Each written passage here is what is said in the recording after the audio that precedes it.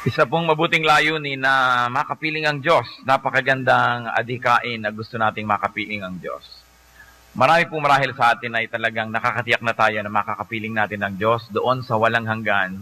Pero paano ang ating mga mahal sa buhay? Kumpleto na po ba ang ating pamilya, mga kaibigan, na makakasama natin sa piling ng Diyos? Belonging to a nation or a kingdom, even to a king, can bring hope or hopelessness. It can bring life or death. That's why the issue about citizenship and acquiring visas can be a very, very big thing to some people. Kaya ang tanong po natin, do you belong to the kingdom of God? Do you belong to that group that will be with the Lord forever? Have you seen the kingdom of God? And have your loved ones seen the kingdom of God? Ito pong ating pag-aaral, will your loved ones see the kingdom? Tulad ba ng mga anak ng Diyos, lahat ng ating mahal sa buhay ay makakasumpong, matatagpuan nila ang kaharian ng Diyos. Ama sa langit, humihiling kami po na bigyan nyo ng mensaheng simple, makapangyarihan, uunawaan at mailalapat namin sa aming buhay. Kayo po maging tagapagsalita namin. Yung mga dati na naming alam, lalo nyo pa pong ipaliwanag. At lalong-lalo naman yung hindi pa namin alam, ipaalam nyo po sa amin. Kinikilala namin, Panginoon, ang aming kawalan sa inyong harapan. We recognize that apart from you, we cannot understand any spiritual thing, any spiritual teaching. So we pray that you may enable us. Open our eyes, open our ears, open our hearts, so we may understand you. Teach us, Father. Give us wisdom, give us the skill to unlock the mystery of your word. Then give us a spirit that obeys. As we surrender to you, as we allow you to work in us, Lord, may you do your good work in us as well. Payapain niyo po kami ano man ang magiging hadlang para lubos kami makinig sa inyong salita, maunawaan namin ito at ma-apply sa aming buhay, ibinawak si namin. May it be worries, concerns, cares, even the effect of sin in our lives. We reject, rebuke, and drive away under the name of Jesus. And we pray that you may take center stage in our lives today, that you and only you will be the focus of our attention. And as we listen to you, our faith will increase and our life will be more righteous. Teach us, Lord. Lead us. Be the speaker. Use your servant only as your instrument, but be the speaker and the shepherd among your people. You are our God. You are our King. Lord Jesus, speak powerfully. Father, we ask you. We thank you in Jesus' mighty name. Will your loved ones see the kingdom? Lalo po tayo mga Pilipino, masyadong makapamilya, masyadong mapagmahal sa ating mga kaibigan. Gustong-gusto natin pag meron tayong na-enjoy, kasama rin ang ating pamilya. Pero tayo po na nakakakilala sa Panginoon, tayo nagsasabing people of the kingdom of God, madadala ba't kasama ba natin lahat ng ating mga mahal sa buhay doon sa paraiso? Balikan po natin ang isang kasaysayan na kung tutuusin ay gas na sa pag-aaral ng mga anak ng Diyos. Pero hinga natin ng Panginoon ng mga bagong mga insights at mga application ng kasaysayan na ito. John chapter 3, verses 1 to 2 and so on. Now there was a man of the Pharisees named Nicodemus, a member of the Jewish ruling council. He came to Jesus at night and said, Rabbi, we know you are a teacher who has come from God, for no one could perform the miraculous signs you are doing if God were not with him. So isa pong magandang tagpo itong si Nicodemus, a distinguished man, a Pharisee. He belonged to the largest and most influential political party of the during the times of the Lord. And he was a member of the Jewish council. It was the highest group presided over by the priest himself, the very high priest. So only very leading Pharisees could become members of the council. So kung Pharisee ka, kilala ka na sa lipunan, mataas na ang iyong kalagayan, at among sa mga matataas na yon yung kinakapili-pili, yun naman ang magiging members of the Jewish council. And this was the situation of Nicodemus. At hindi naman madali para sa isang taong tulad yung tinitingala, kinikilala, na pupunta kay Jesus na sa tingin ng marami ay kolorum. Sa tingin ng marami isang impostor, hindi naman nag-aral sa Bible school. Hindi naman natapos ng theology. Hindi nakatapos ng matataas ng mga antas ng pag-aaral, Kaya yung mga marurunong, mga mayayaman, at mga nagyayaman-yaman at nagdudunong-dunungan, they will do everything not to be identified with Jesus because He was from among the masses, He was from the people, therefore baduy, bakya, crowd. Ganon ang image. Then comes this very distinguished man to the Lord at night. And in all counts, he was a member of the elite, economic elite, religious elite, and political elite. So there was something worth looking into in Nicodemus. And it would be easy to suspect that he was a believer of the Lord. At the very least, willing to believe. Or already partially believing and would like to be convinced to believe fully. So he came to the Lord at night. Many possible reasons. One, that he was busy during the day. The Lord was busy during the day. So it was good to come at night so when both of them could concentrate on what they should talk about. May mga makakatipang mga utak na nag-iisip na gabi daw pumunta para hindi makita ng mga tao dahil nakakahiyang makita ng iba. Pwede rin. At pwede rin naman na talagang gusto niya may undivided attention na maibigay sa kanyang Panginoon. Tapos na yung mga ministries, wala nang dapat ipagmadali dahil ang susunod na lang na gagawin ay matutulog. He came to the Lord at night. And Nicodemus called Jesus Rabbi, meaning teacher. For somebody from high society to call a carpenter's son Rabbi means that meron na siyang pananalig. And he declared his belief, maybe initial belief, that Jesus is a teacher and definitely from God. Ang pinagbabasihan niya, miraculous signs. Kasi sila mga teacher din eh. May mga Sadducees, may mga Pharisees, may mga teachers of the law, may mga priests, mga turo naman na sila ng turo. Ang pinagkaiba nitong si Jesus sa taga-Nazaret, may mga kasamang himala ang kanyang mga pagtuturo. Kaya ang sabi nitong si Nicodemus, surely you are not just one of us. You're different. You must be from heaven because you accompany your great teachings with miraculous signs which we cannot do. Marami naman pong ganun eh, marunong, nagpaka-PhD, nagtapos sa maraming mga paaralan, ang runong, magaling magpag-explain, magaling mag-aral, pero wala namang himala na kasama ang kanyang mga gawain. Ang mga tinuturoang makasalanan, nananatiling makasalanan. Ang mga tinuturoang tamad, nananatiling tamad. Yung tinuturoan niya naman hindi espiritual, hindi pa rin espiritual. Dunong lang ng dunong, walang himala. So maaring intellectual lamang yung power niya, pero hindi empowered by heaven itself. But this Jesus stood out. And Nicodemus knew that. Sabi niya, wala po makakagawa ng ginagawa niyo kung hindi siya galing sa langit. Hindi lang kayo nagtuturo, may kasamang himala, may bunga ang inyong mga pagtuturo. And what are the lessons that we can glean from this encounter? First, that those who already have some faith in Jesus should come closer. Na yung mga naniniwala sa Panginoon, dapat lumapit pang lalo. Siya naniniwala na, alam na niya from heaven, tinatawag na niyang teacher, pero hindi sapat yon, kailangang may laman pa siya. Pagka po tayo ay may nakitang isang maganda at mabuting bagay, dapat nating i-pursue. Dapat natin yan na hanapin at ituloy ang paglago natin doon. You know, some people know a little but do not pursue Jesus. Marami naman eh. Ang dami-dami pong tao kahit sa ating bansa, meron ka bang alam tungkol kay Jesus? Meron. Hindi ba siya ay ipinanganak na ganito? Sa sabsaban? Hindi ba siya ay naipako sa krus? Pero hanggang doon na lang. Our little knowledge of Jesus must encourage us to pursue so that we can know more, and knowing more, we can believe some more. Some people believe, but do not pursue the truth. Therefore, they are not able to believe enough. So we can learn from Nicodemus, who was already a Pharisee and a leader, but still humbled himself and tried to get closer. Then tuloy ang kanilang usapan, John chapter 3, verse 3. At sinabi ni Lord itong to be famous sentence na ito. In reply, Jesus declared, I tell you the truth. No one can see the kingdom of God unless he is born again. Akala ng iba yung pagiging born again ay bagong uso. Hindi, ang Panginoon mismo sa kanyang sariling labi lumabas ang mga pangungusap na ito na ang kailangan ng tao ipanganak na muli. Kailangan siyang magbalik loob. Kailangan siyang magbagong loob. Maging iba siya para niya makita, makilala ang kaharian ng Diyos. And he was very emphatic. I tell you the truth. Kung tatagalugin natin, sabi ni Lord, sa totoo lang, walang maliligtas kung hindi siya ipapanganak na muli. So you will never see the kingdom of God And what is the kingdom of God? One meaning of the kingdom of God can be the actual heaven, the abode of God, the actual place.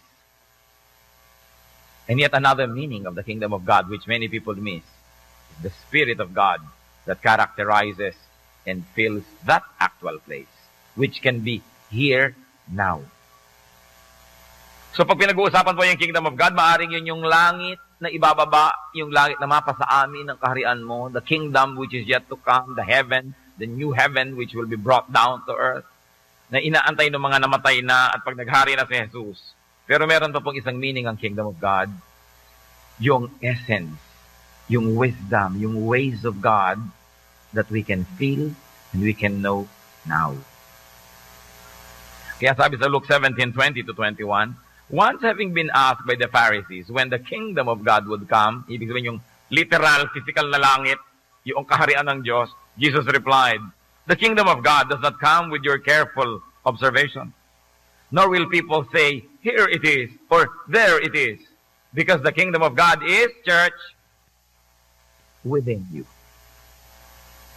In other words, there is such a thing as a kingdom of God which is to come, but even now, if it's not here yet, the kingdom of God can have an advance party in your spirit. So kung ano yung kalagayan sa kingdom of God, peace, love, harmony, pwede nang maghari yun ngayon sa tao, pwede na mag-umpisa sa kanyang puso. The kingdom of God. Kaya kung minsan pag sinasabi ni Lord, in fact, the kingdom of God has come, nagtataka yung mga iba, bakit wala pa yung mga anghel, wala pa yung mga trompeta, wala pa yung mga ulap? Ang sinasabi ni Lord, yung spiritual kingdom which is in the heart. So dalawang meanings of the kingdom of God. The two types, the kingdom that is to come, and the kingdom that is here and now, readily available if you're already spiritually attuned to Jesus. And the people of God had better distinguish between the two types of kingdom whenever it is mentioned in Scripture. Minsan nakakalito kasi bakit sinasabi ni Lord, now the kingdom has come, pero wala pa. Yung pala, sa puso, pwede na. Kahit wala pa yung langit, wala ka pa sa langit, narito ka pa sa lupa na mala-impyerno, pwedeng maging makalangit at halos ay malalangit ang iyong buhay mo. Kung naghahari na sa iyong puso si Kristo, ang kapayapaan, yung contentment, yung love, yung forgiveness, the kingdom has come to you. Although it's still something to come to other people. What else can we learn from the encounter? Do not measure spiritual things by physical standards. We've got to deconstruct our earthly knowledge and wisdom to accommodate spiritual truth. Kumisan po ang korte ng ating utak is so solid and so sure and so permanent. Hindi tuloy pumasok-pasok doon, hindi mapagkasya yung mga bagay na may kinalaman sa Diyos because we like to measure spiritual things with the way we measure everything else. But the multi-layered meanings of what the Lord said could be, pag sinabi niyang no one can see the kingdom of God unless he is born again, is that no one will enter the actual place, the heaven, or no one will get into the state of spirituality and heavenliness that is yet to come unless he is born again. Dalawang bagay. At payagan niyo po ako maging paulit-ulit kasi play with words to eh. Kung hindi ka born again, hindi ka pupunta doon sa tunay na langit, physical langit, yung darating na langit. Or, kung hindi ka born again, hindi mo mararanasang magkaroon ng makalangit na isip at puso at buhay kahit narito ka pa sa lupa. No one will behold and understand the spirit and the principles of the kingdom unless he is born again. Para maunawaan natin ang mga pinagsasasabi ni Jesus, para maunawaan natin itinuturo niya, dapat ka munang ma-born again. Kasi kung hindi ka born again, you will never have the keys to understand, to open, with which to open these seemingly unopenable doors. So hindi pwedeng intellectual exercise lang yan. Sasabihin, diba, sige, ipaliwanag mo ng ipaliwanag yung, sa akin yung mga turo na yan para maniwala ako kay Jesus. Teka po, baligtad. Maniwala muna kayo. Ma-born again muna kayo para nyo maunawaan. Because unless you are born again, you cannot see the kingdom of God. You cannot either be saved or you cannot understand the concept of salvation. You cannot really fully comprehend it unless you are born again first. So huwag niyo po akong pagpaliwanagin at hahanapin niyo na darating ang puntong maniniwala kayo. Hindi pwedeng maunawaan ng utak lang ng tao ang bagay ng mga espiritual. Kailangan mo na siya maging espiritual para niya maunawaan So sabi ni Lord, kailangan mo born again ka muna para makita yung kingdom. Kaya may mga tao, o sige, ipaliwanag nyo sa akin yung turo ng mga pastor nyo na yan, at pagka ako'y nasiyahan, tsaka ako attend, tsaka ako maniniwala. Aba, hindi na ho kayo maniniwala kahit kailan. Kailangan mo nang ilagay nyo yung sarili doon sa linya, nadadaanan ng pagpapala, magkaroon ng pagbabago, yung mga walls in your mind, tanggalin nyo muna. You've got to be a new person, a new creation, a born-again person, so you can begin to understand. And no one will know Jesus as the Son of God unless he is born again.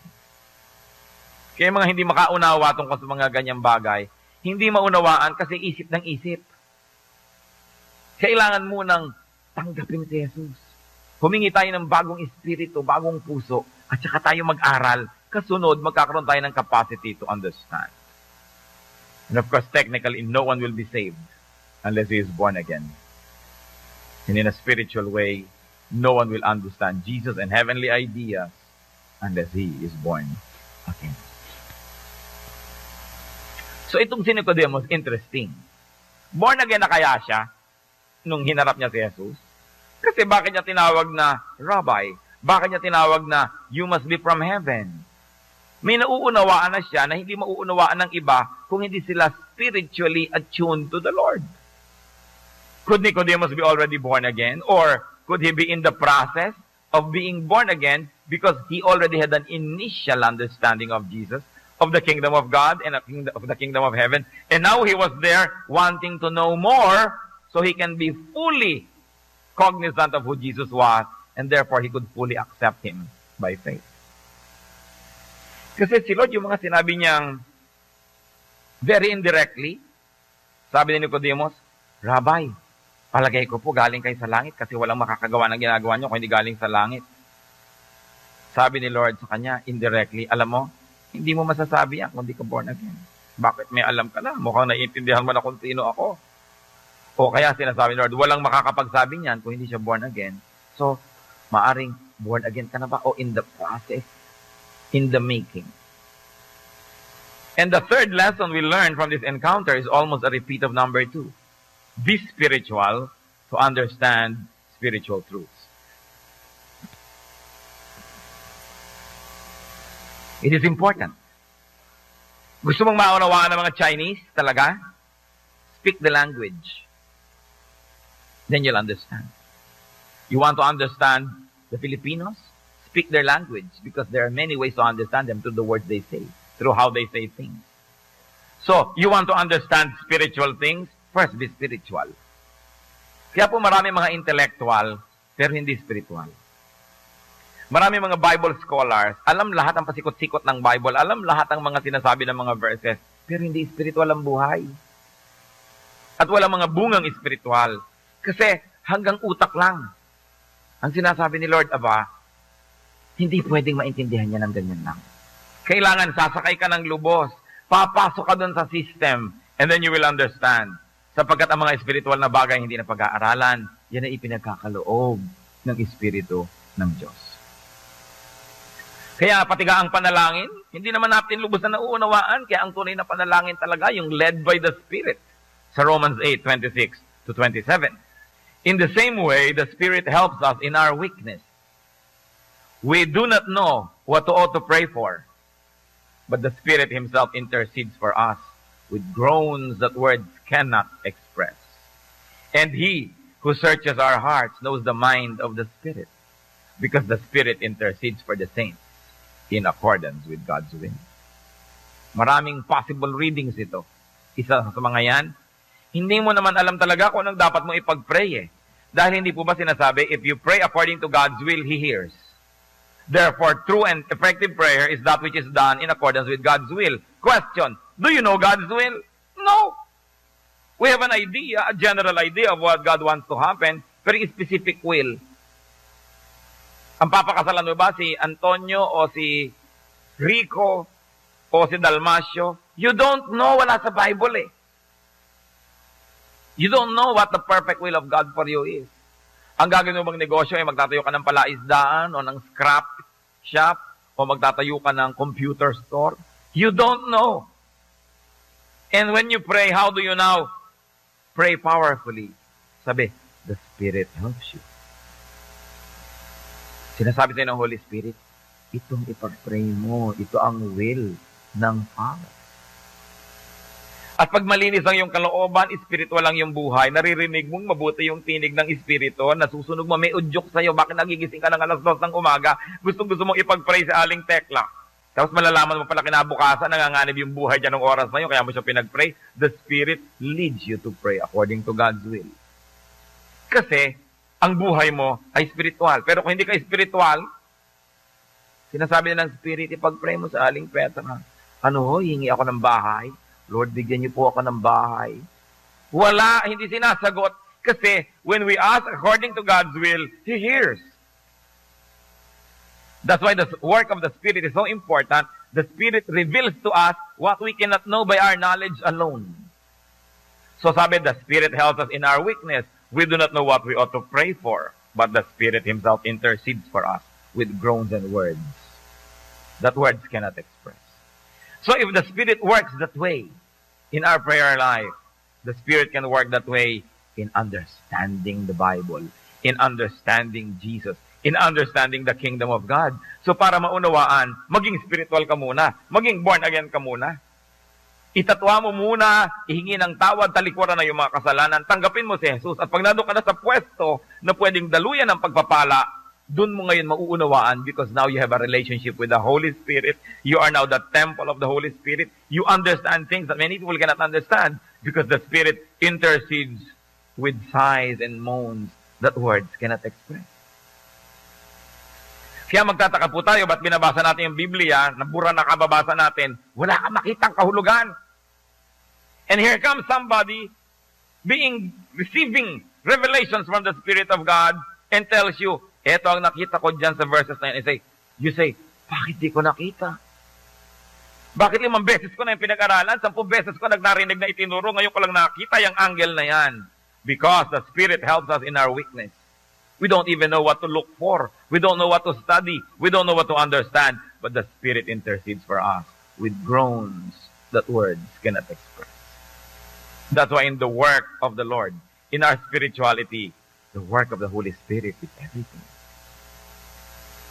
At sino naman ang binabarkada ng Holy Spirit? Sino ang tinuturuan ng Holy Spirit? Yung pinapaturuan ng Ama.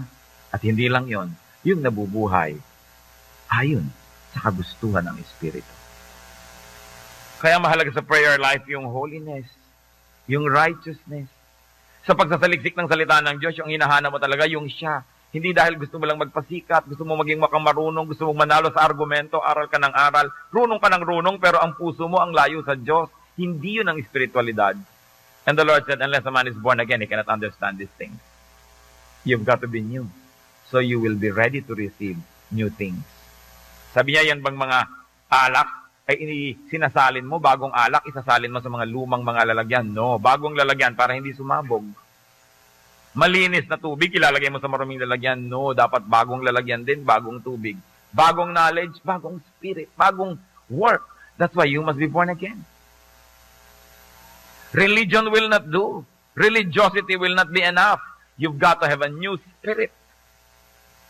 So tuloy ang usapan nila sa John chapter 3, verse 4 this time. Sabi ni Lord, you must be born again. How can a man be born when he is old? Nicodemus asked. Surely he cannot enter a second time into his mother's womb and be born. May pinanggagalingan itong Nicodemus na ito. Sa kanila po kasi yung phrase na yan, yung meaning ng born again is mga Gentile na naging Jew. Tumanggap sila ng salita ng Diyos, naging Jew. Na born again, yun ang tanggap nila dyan sa word na yan. So sabi ni Nicodemus, Jew naman ako, Jew na ako dati, paano pa ako mababorn again? Magja-Gentile ba muna ako para maging Jew ako uli? O paano ba yan? Ipapanganak ba ako uli na ibang tao para iluwal na naman ako para maging iba? You know, it was a direct question, a very provocative statement that sought an answer and a response. So, ang learning natin dito na naman, ask to learn.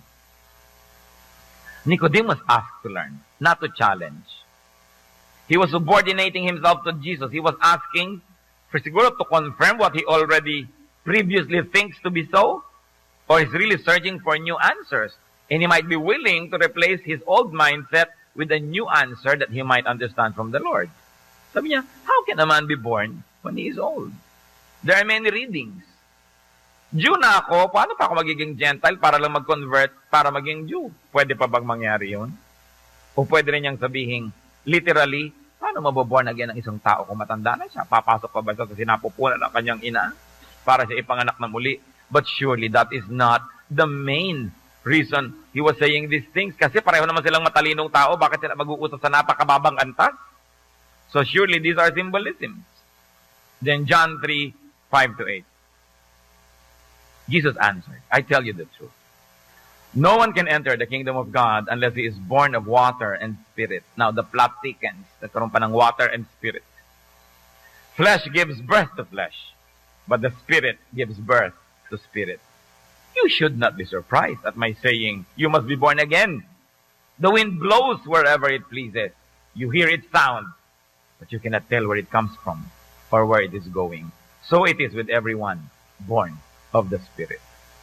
Parang lalong kailangan ng maraming katalinuhan at pagpapala para maunawaan ang pinag-uusapan ng dalawang ito.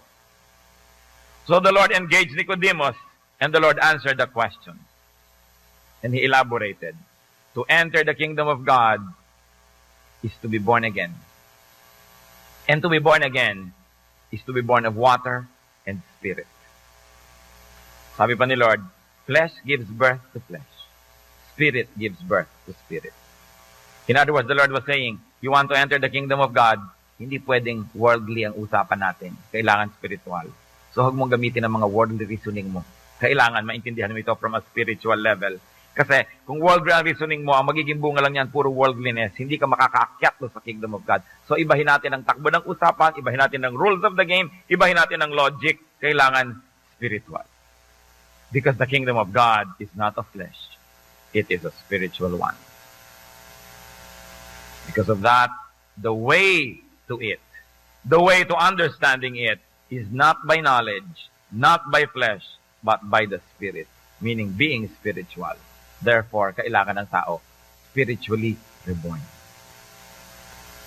Everyone born of the Spirit, everyone spiritually reborn, sabi ni Lord, is like the wind.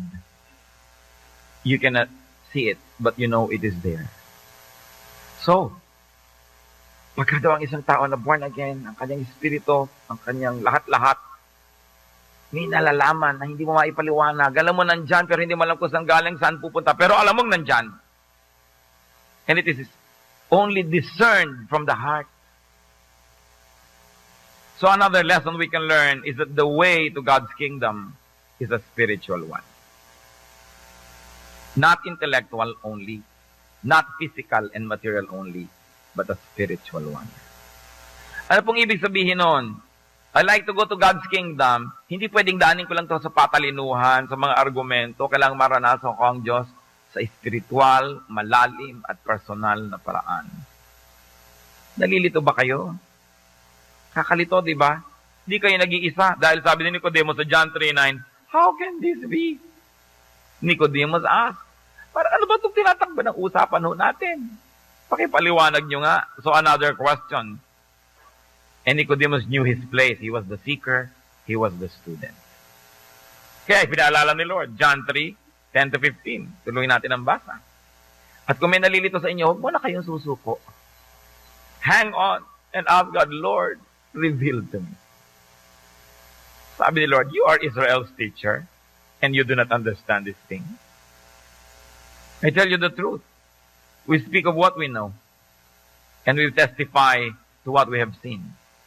But still you people do not accept our testimony. I have spoken to you of earthly things, and you do not believe. How then will you believe if I speak of heavenly things? No one has ever gone into heaven, except the one who came from heaven, the Son of Man. Just as Moses lifted up the snake in the desert, dumami na naman ang karakter, nagka-snake pa. So the Son of Man must be lifted up, that everyone who believes in Him may have eternal life. Hindi po madaling pag-aralan tong John 3. Maraming level ang pag-uusap nila, kumbaga sa kakanin, sapin-sapin. Iba-ibang mga layer. Kaya kung nasan kang layer, yun lang ang kaya mo maintindihan. Kung marami ang spectrum mo, mas marami kang kayang maintindihan. At hindi naman naiintindihan to in one sitting only. Because these are very noble and profound spiritual things. So there was more discourse, stressing the difficulty of man in understanding spiritual truths. Sabi ni Lord, di ba teacher ka? Ba't di mo ito maintindihan? Alam niyo po yung tanong na yun, hindi para insultuhin si Nicodemus. Sinasabi niya, lahat ng pagtatangka nyo, lahat ng pagsisikap nyo, lahat ng educational institution ninyo, walang nararating. Kasi hindi kayo spiritual eh.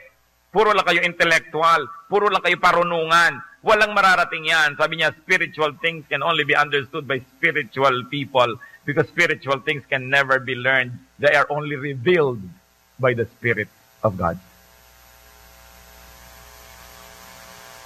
A teacher like Nicodemus was still ignorant.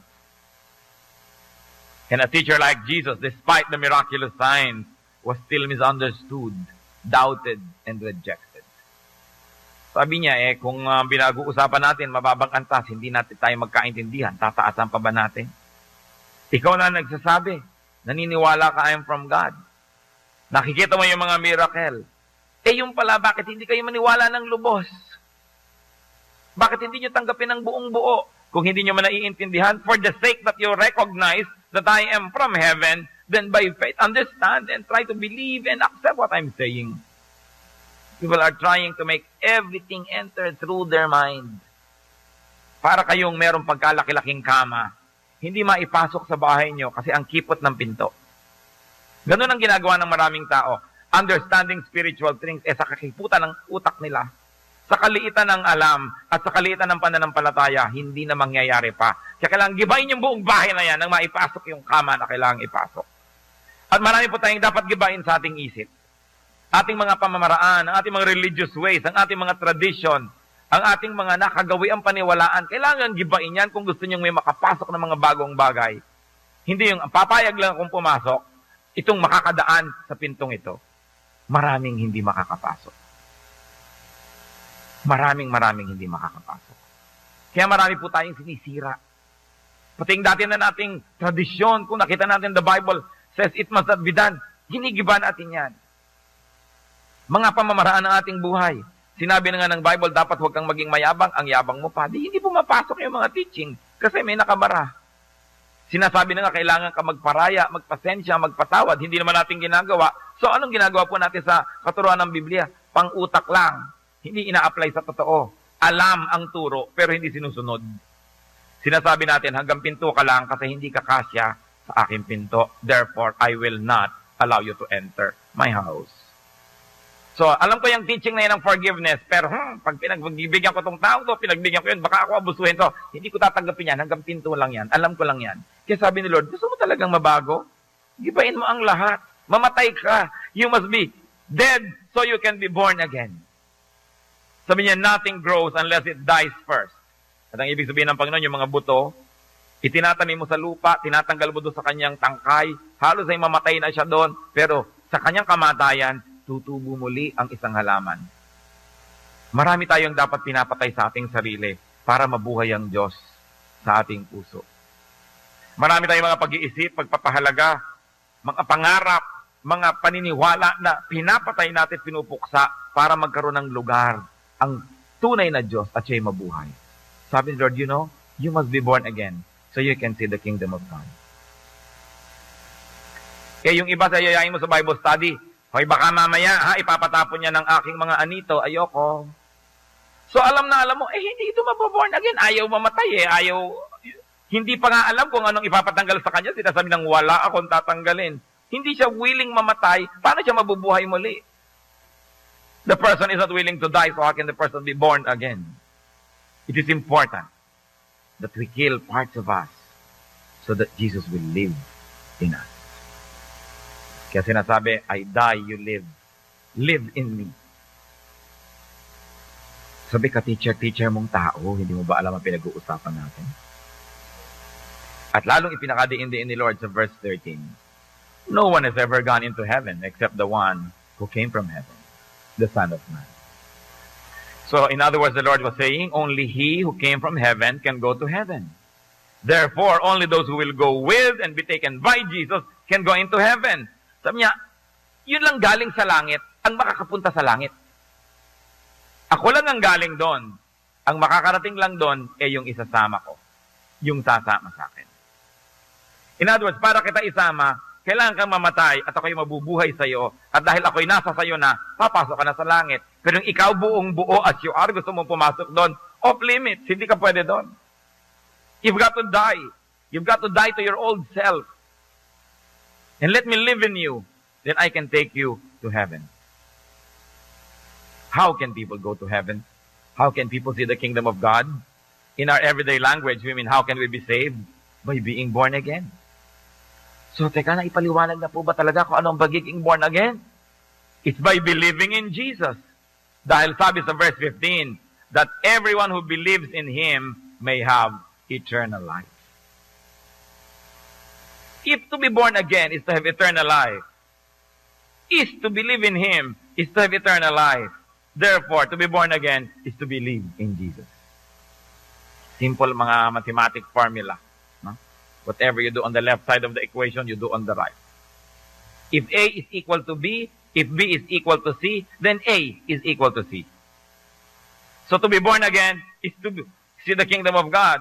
To believe in Jesus is to see the kingdom of God. Therefore, to be born again is really nothing but to believe in Jesus. So, ang sinasabi, Lord, you want to go to heaven? Believe in me. You must be born again.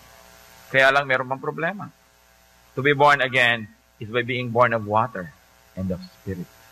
Ano na naman yan? Elaborate teachings were born out of this water and spirit idea. What does it mean? What can it possibly mean to be born of water? Water kasi, what do you think of water? Whenever you think water, can you think baptism? To be born of water ba is equal to baptism? Because baptism is equal to repentance. And repentance is equal to cleansing. Therefore, to be born of water, sinasabi lang ni Lord, you must be born of water. In other words, kailangan ka ma-cleanse. How? Kailangan ka mag-repent. Anong symbol ng repentance? Baptism. That's why baptism is always part of an important ritual. Hebrews 9:22. In fact, the law requires that nearly everything be cleansed with blood. And without the shedding of blood, there is no forgiveness. If going to heaven means being forgiven first, how can I be forgiven? By the shed blood of Jesus. And how can I be cleansed by the shed of blood of Jesus? By believing in Him. And what is the symbol of that? Repentance, baptism. Acts 2:38, Peter replied, repent and be baptized, every one of you, in the name of Jesus Christ, for the forgiveness of sins, and you will receive the gift of the Holy Spirit. So could it mean that to be born of water is to be baptized, meaning really to repent, meaning really to be cleansed? Remember, baptism is just a ritual, it doesn't save. But if it means an inner truth that you have repented and been cleansed, then it becomes important. And then sabi, you must be born of spirit. Could it be equal to being forgiven, being renewed, and being given a new spirit? Sabi sa 1 Corinthians 6:11, referring to former sinners who have become believers, that is what some of you were, meaning you were sinners. But you were washed, you were sanctified, you were justified in the name of the Lord Jesus Christ, and by the Spirit of our God. At sa Ezekiel 11:9, I will give them an undivided heart, and put a new spirit in them. I will remove from them their heart of stone and give them a heart of flesh. So we go back to the original question, how does one see, how does one enter the kingdom of God? The answer of the Lord, be born again. What can it mean? Be born of water, meaning repent. Be born of spirit, meaning be renewed. And believe in Jesus as from heaven, as the Son of God, as Savior, as Lord. And only Jesus is Savior. Kaya yung atin pong binasa John 3:13, no one has ever gone into heaven except the one who came from heaven, the Son of Man. You want to go to heaven? You want to see the kingdom of God? Only Jesus can take you there because only Jesus came from heaven. Lahat po ng ating mga kapwa-tao, no matter what religious stature, they achieve or religion gives to them, they are from the earth. Kasi tao lang sila. And while Jesus is human, Jesus is divine as well.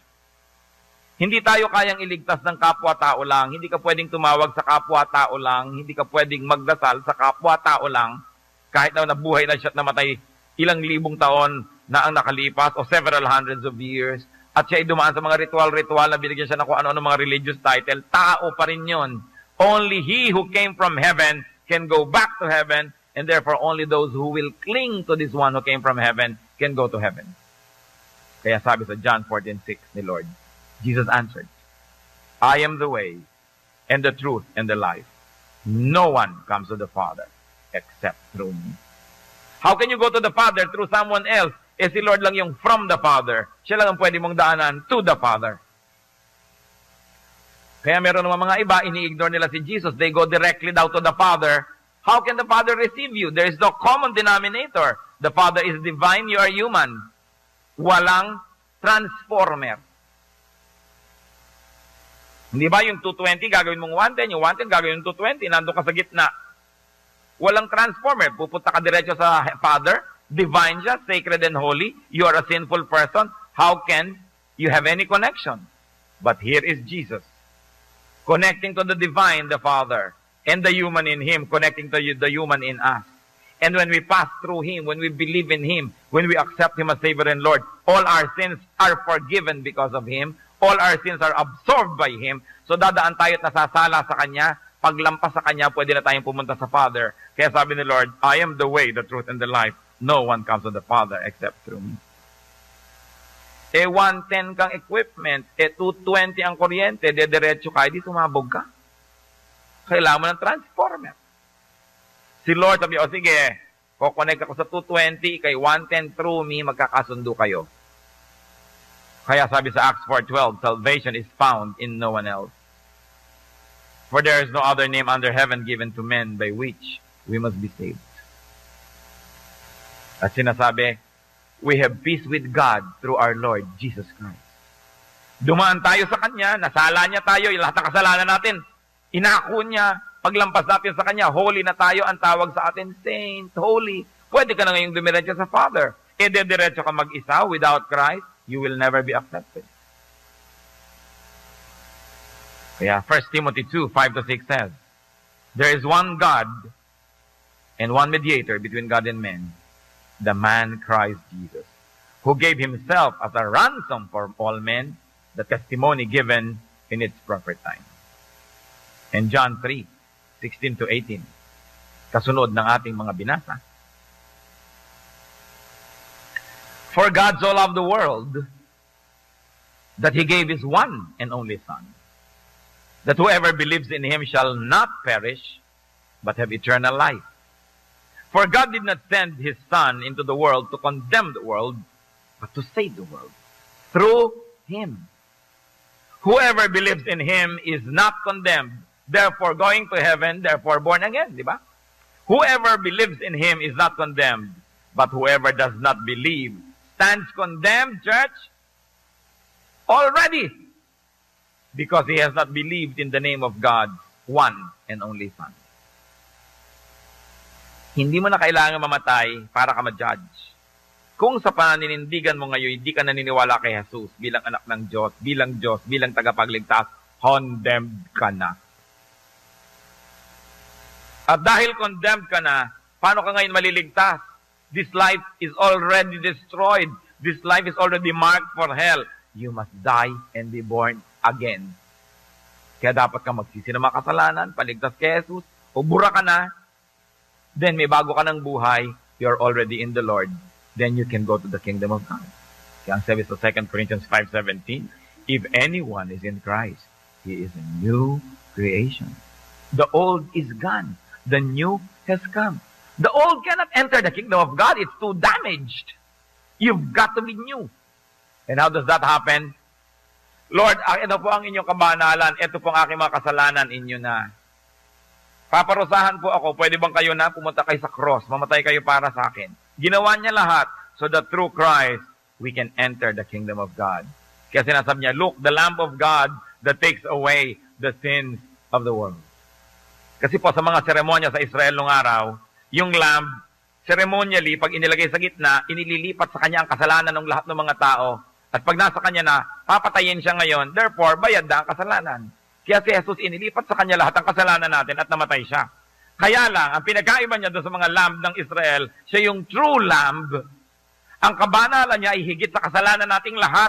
Kaya may sukli pa siya, bumangon pa siya uli, nabuhay pa siya, bayad na tayo, may sukli pa. That's why He is the only Savior. So bakit kayo ngayon magdadasal sa iba? Bakit kayo tatawag sa iba? Sila ba'y ipinako sa krus para sa atin? Sila ba'y galing sa langit? Sila ba'y anak ng Diyos? Saan pa tayo? Dapat clear. So believers are saved when they believe in Jesus. Unbelievers are condemned already. That's why they must be born again. But you might say, naniniwala na ako kailangan pa ba ako maborn again? Ang tunay na paniniwala, you allow now Jesus to live in you because you believe. So kung hindi pa, head knowledge pa lang ang paniniwala mo, gawin ng totoo, gawin ng kumpleto, you must be born again.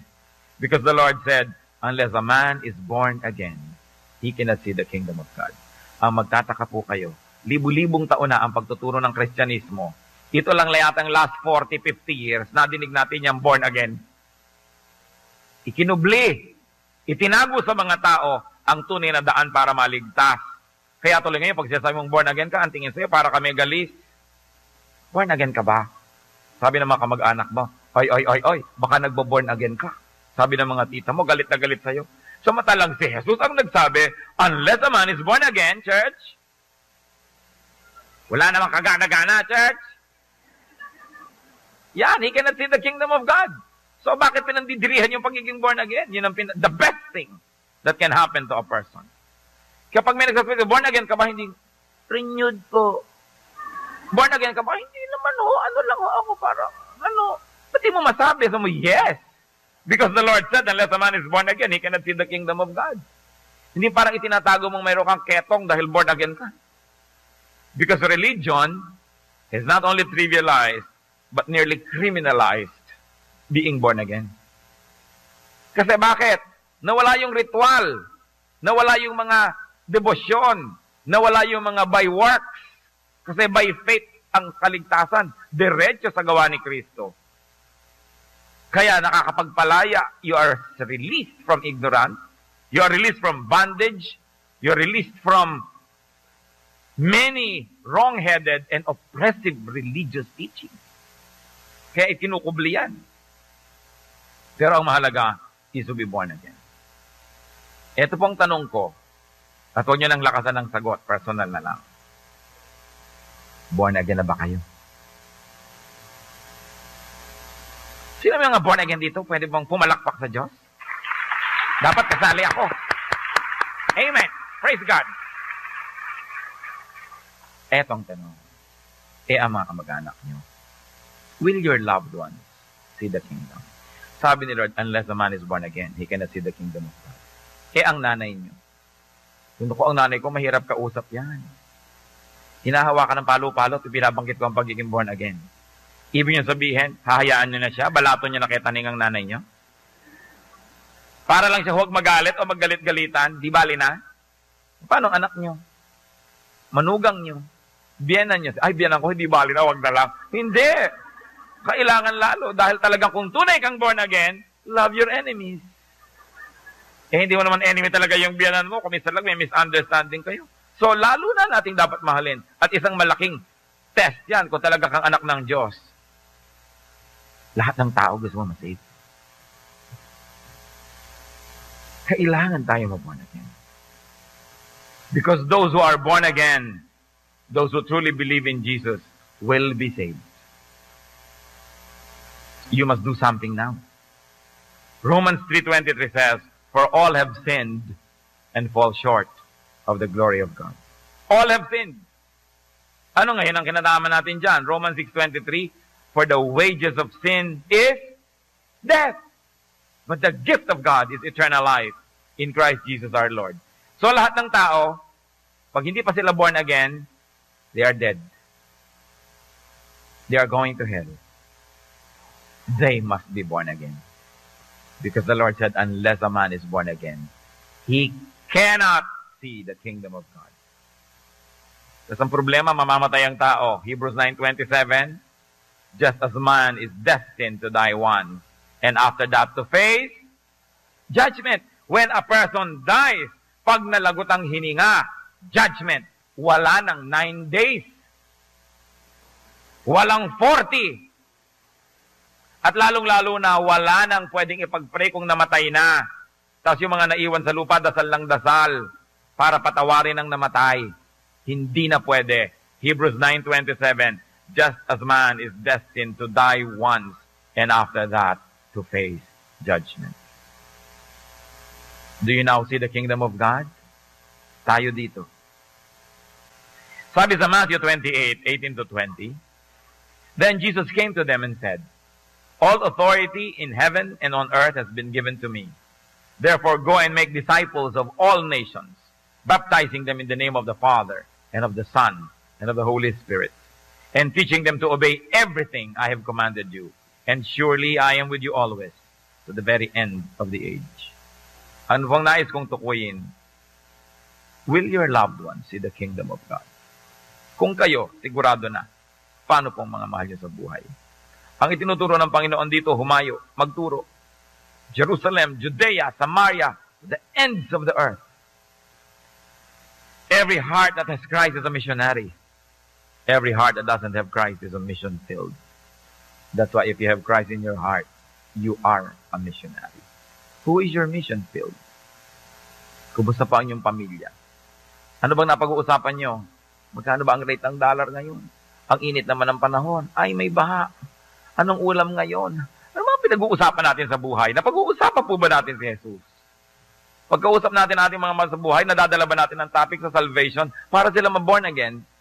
Hindi para wasakin ang kanilang relihiyon, hindi para ibahin ang kanilang mga paniniwala lamang, hindi para makipagtalo at makipagpaligsahan, kundi dumating sila sa punto na kailangan sila magdesisyon kung natanggapin si Jesus bilang Panginoon at tagapagligtas. Dumarating ba tayo doon? Nais ko pong manalangin ngayon. Muli tayong yumuko sa presensya ng Diyos. Sino man sa atin. May mga mahal kayo sa buhay. May mga kaibigan kayo kakilala.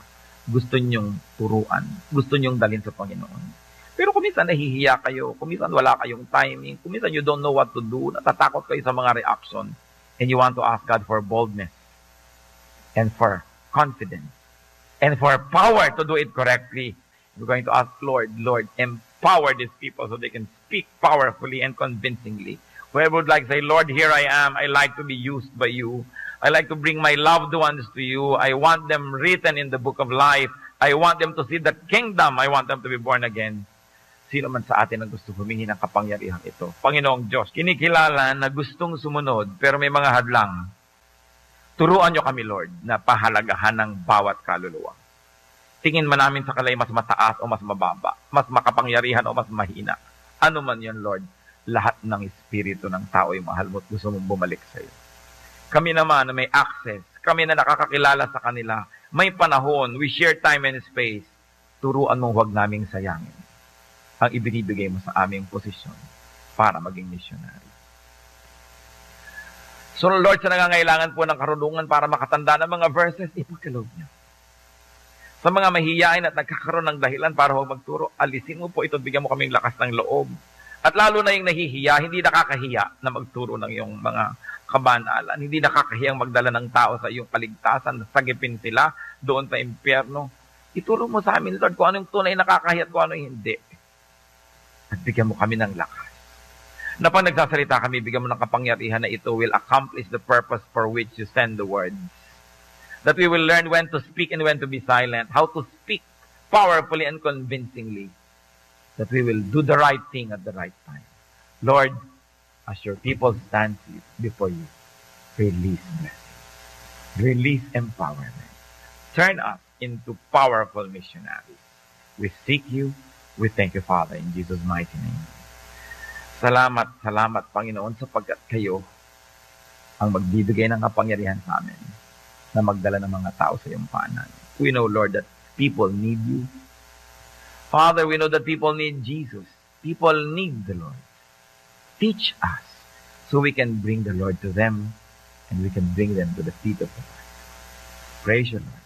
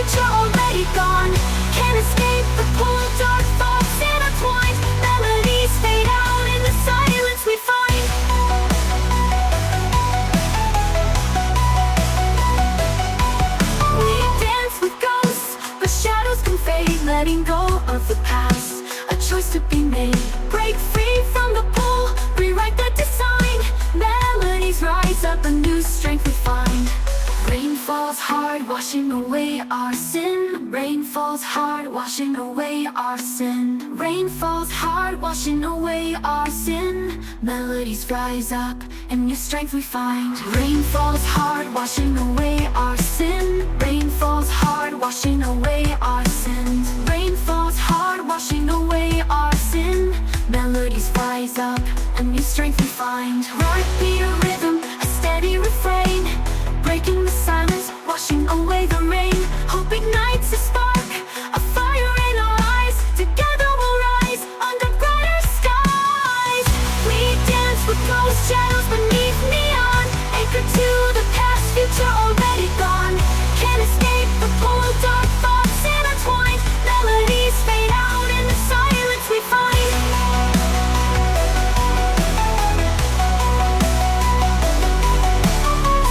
Paints the building streaks of gold, a chance to break free, a story untold. Maybe this heartache won't hold me so tight. Maybe a new day can set things right. Haunting beats pulse through the steady refrain, letting go of the past, a choice to be made. Break free from the pull, rewrite the design. Melodies rise